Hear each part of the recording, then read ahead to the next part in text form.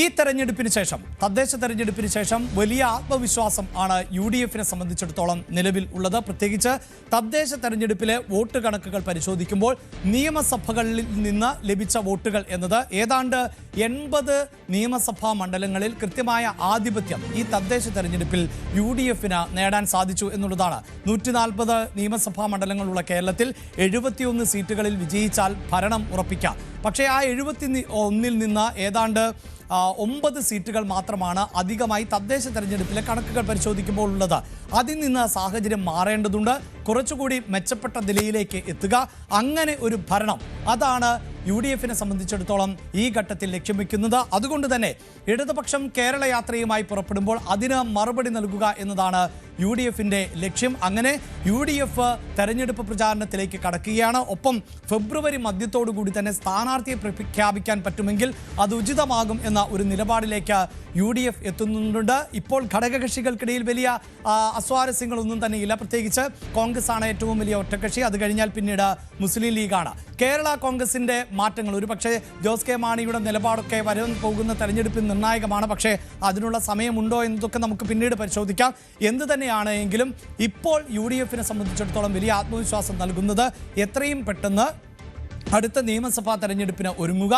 തദ്ദേശ തെരഞ്ഞെടുപ്പിൽ കൊച്ചി ഉൾപ്പെടെയുള്ള പ്രദേശങ്ങളിൽ നേരത്തെ തന്നെ സ്ഥാനാർത്ഥിയെ പ്രഖ്യാപിച്ച് പ്രചാരണം ആരംഭിച്ചിരുന്നു. തിരുവനന്തപുരത്ത് കോർപ്പറേഷൻ മേയർ സ്ഥാനാർത്ഥി എന്ന നിലയിൽ ശബരിനാഥിനെയൊക്കെ ഉയർത്തി കാണിച്ചതുപോലെ വളരെ പ്രമുഖരെ അടക്കം കളത്തിലിറങ്ങിക്കൊണ്ട് തിരിച്ചു പിടിക്കുക എന്നതാണ് ഇത്തവണ UDF ലക്ഷ്യം വെക്കുന്നത്. അതുകൊണ്ട് തന്നെ UDF-ഉം അവരുടെ യാത്രകൾ ആരംഭിക്കുകയാണ്.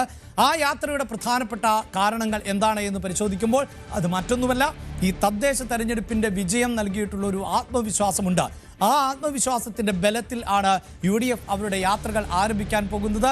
ആ യാത്രയിൽ ഉടനീളം സർക്കാരിനെതിരായ പ്രചാരണത്തിന് ആയിരിക്കും ഊന്നൽ നൽകുക.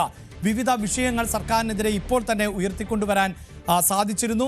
അതിന് മങ്ങലേൽപ്പിച്ചിരുന്നോ പാലക്കാട് MLA എന്ന ഒരു സംശയം UDF-നുണ്ടായിരുന്നു. പാലക്കാട് MLA-ക്ക് നേരെ ഉയർന്നു വന്നിട്ടുള്ള സ്ത്രീവിരുദ്ധ ആരോപണങ്ങൾ, ലൈംഗിക പരാതികൾ ഉൾപ്പെടെയുള്ളവ കേരളം എങ്ങനെ കാണുന്നു, അതൊരു തിരിച്ചടിയാകുമോ എന്നൊക്കെ ആശങ്കപ്പെട്ടിരുന്നുവെങ്കിലും അത് കാര്യമായി ബാധിക്കുന്നില്ല എന്ന് UDF-ന് ബോധ്യപ്പെട്ടൊരു പശ്ചാത്തലമുണ്ട്. മാത്രവുമല്ല UDF മുന്നോട്ട് വയ്ക്കുന്ന ആരോപണങ്ങൾ അത് ജനങ്ങൾ ഏറ്റെടുക്കുന്നു എന്നത് തന്നെയാണ് ഒരു പൊതുവിലയിരുത്തൽ. അതുകൊണ്ട് തന്നെയാണ് സർക്കാരിനെതിരായ പ്രചാരണം ഊർജിതമാക്കുക എന്നതിലേക്ക് UDF പോകുന്നത്. അതോടൊപ്പം നിരവധിയായ വിഷയങ്ങൾ സ്വാഭാവികമാണ്. ഒരു രാഷ്ട്രീയ പാർട്ടി പ്രതിപക്ഷത്ത് ഇരിക്കുമ്പോൾ അവർക്ക് പറയാൻ സർക്കാരിനെതിരെ ഒട്ടേറെ വിഷയങ്ങളുണ്ടാകും. ഈ തെരഞ്ഞെടുപ്പിൽ അതിന് ഒരു പഞ്ഞവുമില്ല എന്നതാണ് എടുത്തു പറയേണ്ടത്. നമുക്ക് ഓർമ്മയുണ്ടാകും, ഒന്നാം പിണറായി വിജയൻ സർക്കാരിൻ്റെ കാലഘട്ടത്തിൽ നിരവധിയായ ആരോപണങ്ങൾ പ്രതിപക്ഷം ഉന്നയിച്ചിരുന്നു. അതിൽ സ്വർണ്ണക്കടത്ത് പോലെയുള്ള ആരോപണങ്ങൾ, സ്വപ്ന സുരേഷ് എന്ന പേര് എത്രയോ തവണ നമ്മൾ മാധ്യമങ്ങളിൽ നിറഞ്ഞതാണ്. അങ്ങനെയുള്ള സ്വർണ്ണക്കടത്ത് പോലെയുള്ള ആരോപണങ്ങളുണ്ടായിരുന്നു. ബ്ലൂബെറി പോലെയുള്ള ആരോപണങ്ങളുണ്ടായിരുന്നു. മുഖ്യമന്ത്രിയുടെ മകളുമായി ബന്ധപ്പെട്ട ആരോപണങ്ങളുണ്ടായിരുന്നു. നിരവധിയായ ആരോപണങ്ങളൊക്കെ ഉണ്ടായിരുന്നുവെങ്കിലും അതെത്രത്തോളം ജനങ്ങൾ ഏറ്റെടുത്തു എന്നത് സംശയകരമായിരുന്നു. മാത്രമല്ല പിന്നീടുണ്ടായ കോവിഡ്, ആ സമയത്ത് സർക്കാർ നടത്തിയ കിറ്റ് പോലെയുള്ള ക്ഷേമ പദ്ധതികൾ അതൊക്കെ വോട്ടായി മാറി എന്ന് പറയുമ്പോൾ രണ്ടാം പിണറായി വിജയൻ സർക്കാരിലേക്ക് എത്തുമ്പോൾ അതല്ല സാഹചര്യം എന്ന് UDF വിലയിരുത്തുകയാണ്. അതിലേറ്റവും പ്രധാനപ്പെട്ടത് ശബരിമല സ്വർണ്ണക്കൊള്ള എന്നതാണ്. നമ്മൾ ഒന്നാം പിണറായി വിജയൻ സർക്കാരിൻ്റെ കാലഘട്ടത്തിൽ സ്വർണ്ണക്കടത്ത് എന്ന് പറയുന്നത് പോലെയല്ല ശബരിമല സ്വർണ്ണക്കൊള്ള. അത് കേരളത്തിൽ ഭൂരിപക്ഷം വരുന്നത് ഹൈന്ദവ വിഭാഗമാണ്. ആ ഹൈന്ദവ വിഭാഗത്തിലെ ഭൂരിപക്ഷവും വിശ്വാസികളാണ്. ആ വിശ്വാസികളിൽ വലിയൊരു ശതമാനത്തെയും ശബരിമല സ്വർണ്ണക്കൊള്ള എന്നത് ബാധിച്ചു, അവരെ മാനസികമായി സ്വാധീനിച്ചു എന്നുള്ളതാണ് UDF-ന്റെ പൊതുവിലയിരുത്തൽ. മറ്റൊന്ന് ആരോഗ്യ മേഖലയിലെ പ്രശ്നങ്ങളാണ്. നമുക്കറിയാം, കേരളത്തിലെ തന്നെ ഏറ്റവും പ്രധാനപ്പെട്ട ഒരു മെഡിക്കൽ കോളേജിലെ ന്യൂറോളജി വിഭാഗം തലവൻ ആണ് കേരളത്തിൻ്റെ സിസ്റ്റം തകരാറിലാണ് എന്ന തരത്തിലുള്ള ഒരു പ്രതികരണം നടത്തിയത്.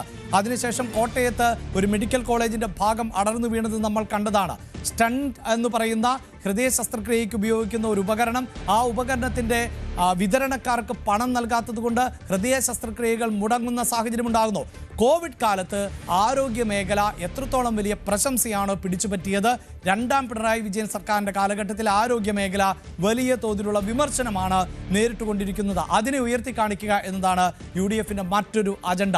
ഒപ്പം കടുത്ത സാമ്പത്തിക പ്രതിസന്ധി എന്നതാണ് സംസ്ഥാന സർക്കാരിൻ്റെ വാദം. പക്ഷേ ആ സാമ്പത്തിക പ്രതിസന്ധിയുടെ കാലഘട്ടത്തിലും ധൂർത്തിന് ഒരു കുറവുമില്ല എന്നതായിരിക്കും പ്രധാനമായും ഉയർത്തിക്കാണിക്കുക. അവിടെയാണ് വളരെ പ്രധാനപ്പെട്ട ഒരു കാര്യം കൂടി നമുക്ക് ചേർത്ത് വെച്ച് പറയേണ്ടത്. അത് ആശമാരുടെ പ്രതിഷേധം എന്നതാണ്. അതായത് ആശമാരുടെ ഓണറേറിയം ഉയർത്താൻ പൈസയില്ല എങ്കിൽ പോലും സർക്കാരിൻ്റെ ആനുകൂല്യങ്ങൾ കൈപ്പറ്റുന്ന, സർക്കാരിനോട് ചേർന്ന് നിൽക്കുന്ന സംവിധാനങ്ങളുടെ എല്ലാം ചെലവ് വർദ്ധിക്കുന്ന സാഹചര്യം ഉണ്ടാക്കുകയും അവർക്ക് കൂടുതൽ ആനുകൂല്യങ്ങൾ, ഇപ്പോൾ തന്നെ PSC അംഗങ്ങൾ, PSC മെമ്പർമാരുടെ ശമ്പളം തന്നെ ഉയർത്തിയ കണക്കുകൾ പരിശോധിച്ചാൽ നമുക്കത് മനസ്സിലാകും. ഏതാണ്ട് 3 ലക്ഷം രൂപയോളമാണ് ഒരു മാസം PSC അംഗങ്ങൾക്ക് പല ഇനത്തിലായി കൈകളിലേക്ക് വരുന്നത്. എന്താണ് ഇവരുടെ ജോലി, ഇവരുടെ ഉത്തരവാദിത്വം, ഇവർക്ക് എന്ത് വിദ്യാഭ്യാസ യോഗ്യത, ഇതൊക്കെ അങ്ങേയറ്റം കൗതുകകരമാകുന്ന ഒരു സാഹചര്യമുണ്ട്. പക്ഷേ ആശാ വർക്കർമാരുടെ ശമ്പളം ഉയർത്താൻ പണം ഇല്ല എന്നുള്ളതാണ്. PM ശ്രീ പദ്ധതി നേരത്തെ സൂചിപ്പിച്ചു. സർക്കാരിൻ്റെ കയ്യിൽ പണമില്ല എന്നതുകൊണ്ടാണ് PM ശ്രീ പദ്ധതിയുടെ ഭാഗമായത് എന്ന് പറയുമ്പോൾ മുന്നണിക്കകത്ത് തന്നെ അതുമായി ബന്ധപ്പെട്ട് അതൃപ്തി ഉയർന്ന പശ്ചാത്തലമുണ്ട്. അതൊരു RSS അജണ്ടയാണ് PM ശ്രീ എന്നത്, അതിനെ അംഗീകരിക്കുന്ന നിലപാടാണ്. അതൊക്കെ നീക്കുപോക്കുകളുടെ ഭാഗമാണ് എന്ന വിമർശനം ഉയരുന്നു. തൊഴിൽ നിയമവുമായി ബന്ധപ്പെട്ട നിർണായകമായ പരിഷ്കാരങ്ങൾ ആയിരുന്നു കേന്ദ്ര സർക്കാർ നടപ്പിലാക്കിയത്.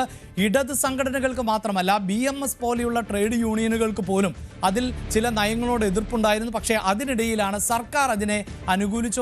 അവിടെ CITUവിനെ പോലും വഞ്ചിച്ചു എന്ന തരത്തിലുള്ള നിലപാട് സ്വീകരിക്കുന്ന സാഹചര്യം. ഇത്തരം വിഷയങ്ങൾ പ്രധാനമായും ഈ പ്രചാരണത്തിൽ ഉയർത്തിക്കാണിക്കും എന്നുള്ളത് എടുത്തു പറയാം. ഇവിടം കൊണ്ട് അവസാനിക്കുന്നില്ല. സംസ്ഥാന സർക്കാരിനെതിരെ നിരവധിയായ മറ്റു വിഷയങ്ങളുണ്ട്. അതിലേറ്റവും പ്രധാനപ്പെട്ടത് സഹകരണ മേഖലയിലെ കൊള്ളയാണ്. കരുവന്നൂർ പോലെ ഇടതുപക്ഷത്തിൻ്റെ നേതാക്കൾ നേതൃത്വം നൽകുന്ന നിരവധിയായ സഹകരണ പ്രസ്ഥാനങ്ങളുണ്ട്. ആ സഹകരണ പ്രസ്ഥാനങ്ങളിലൊക്കെ വലിയ തോതിലുള്ള അഴിമതി നടക്കുന്നുണ്ട്.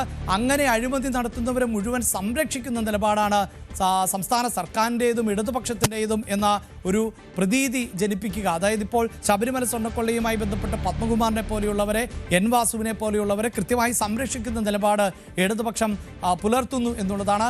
സ്വജനപക്ഷപാതം, അതായത് തങ്ങൾക്ക് അനുകൂലമാകുന്നവർക്ക് മാത്രം ജീവിക്കാൻ പറ്റുന്നൊരു സാഹചര്യം സൃഷ്ടിച്ചെടുക്കുന്നു എന്നുള്ളതാണ്. മറ്റുള്ളവരോട് അസഹിഷ്ണുത പുലർത്തുന്നു. പലപ്പോഴും നമുക്കറിയാം, മുഖ്യമന്ത്രിയുടെ കേരള യാത്രയിലടക്കം, നവകേരള യാത്രയിലടക്കമൊക്കെ രാഷ്ട്രീയ എതിരാളികളെ എങ്ങനെയാണ് കൈകാര്യം ചെയ്തത്? പോലീസിന് വലിയ തോതിൽ അഴിച്ചുവിടുന്നു.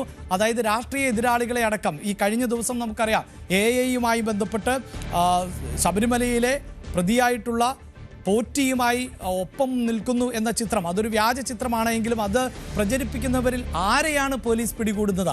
അങ്ങനെയുള്ള ചില കൃത്യമായ അജണ്ടകൾ പോലീസിനെ വെച്ച് നടപ്പിലാക്കുന്നു എന്ന വിഷയം തീർച്ചയായും UDF ഉയർത്തിക്കാണിക്കും.